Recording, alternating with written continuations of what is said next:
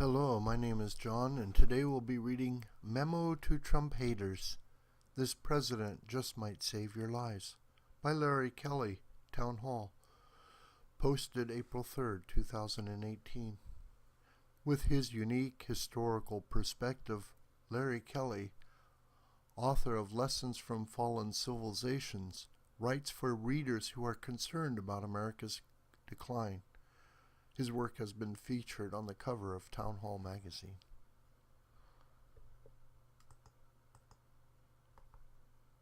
It seems not to have occurred to the viewers of CNN, to Anderson Cooper, and to the endless guest commentators who form the anti-Trump media that if they are successful in paralyzing this presidency via some form of legal jeopardy, their own lives could be imperiled.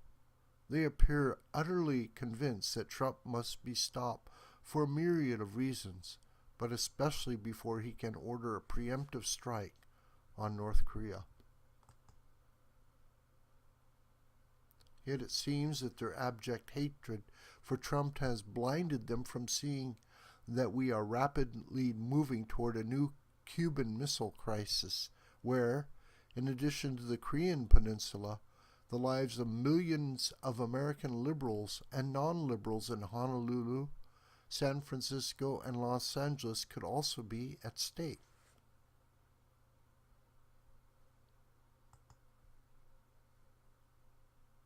A few days prior to Trump's signing the 2018 omnibus bill, author Herman and Stephen Meyer wrote a piece for the Wall Street Journal, "Drones Can Protect Us from Kim's Missiles," in which they propose for as little as $100 million, 1% of the annual Missile Defense Agency budget, the Pentagon could deploy a drone-based missile defense system over the Sea of Japan.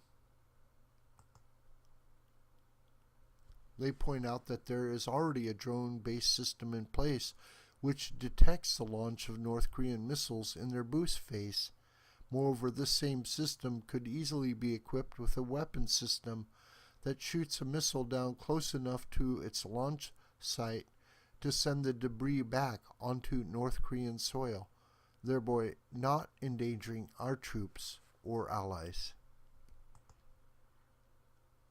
Remarkably, Herman and Meyer concluded that such a system, if the funds were made available in the omnibus bill, could be ready in as soon as 12 months, and given the North Koreans' uninterrupted record of deceit in their nuclear arms negotiations, when Trump meets Kim in May, this would give him a strong card to play. I caught up with Peter Pry, who is executive director of the U.S. Nuclear Strategy Forum, and who is arguably the most knowledgeable person outside the Pentagon on U.S. nuclear weapons capabilities. I wanted to know if the omnibus bill contained the funding for the above system, one that could protect the U.S. territories and mainland from Korean nuclear attack, and was the Trump administration moving on it full speed ahead. In talking to Pry, I learned that the answers were yes and yes. Kelley, do you see the drone-based system described by Herman and Meyer as being an effective countermeasure to North Korea's ICBMs? And are the funds for its build-out in the new omnibus budget?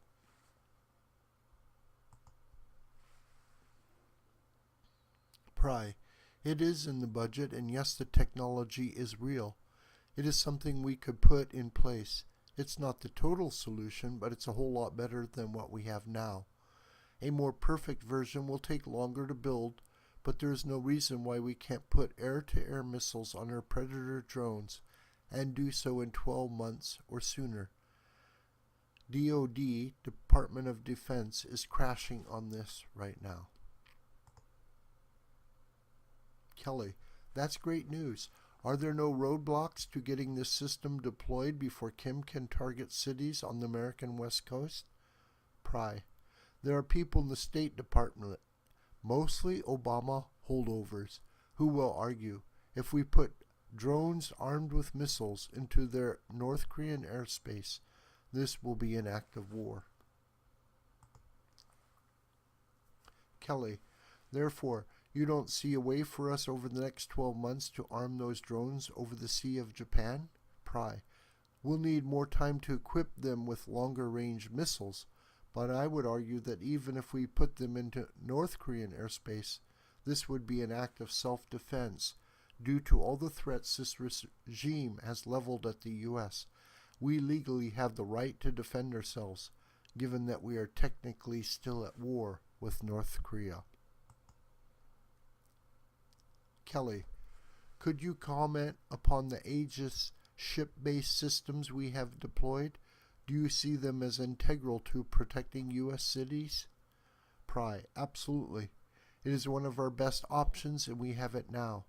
I believe we have already forward deployed enough assets in the Sea of Japan to cover all possible attack trajectories aimed at us, and we have already used Aegis to take down satellites.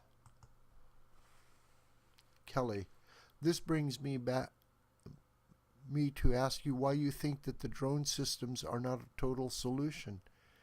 Is it because, as you and I discussed last May, North Korea has 2 satellites whose orbits include traversing the U.S. mainland?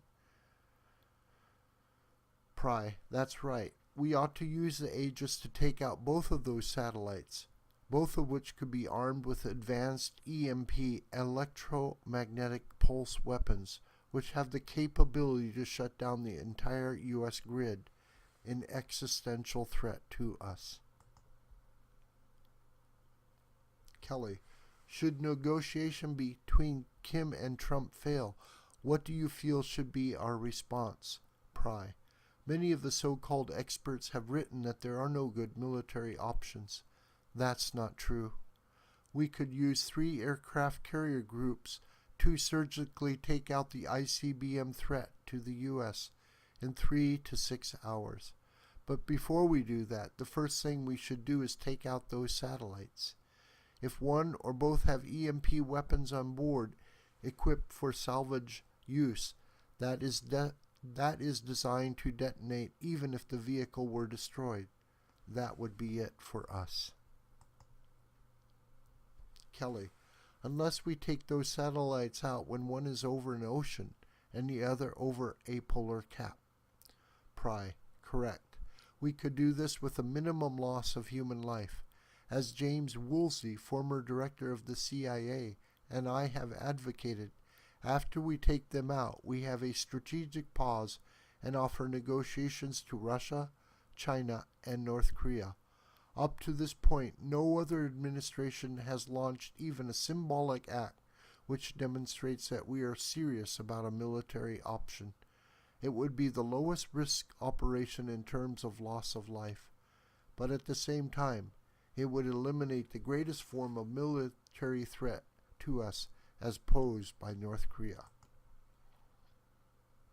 What an improvement it would be to our current dangerous political environment if some in the Trump-hating media would find the wisdom in taking a pause in their attacks.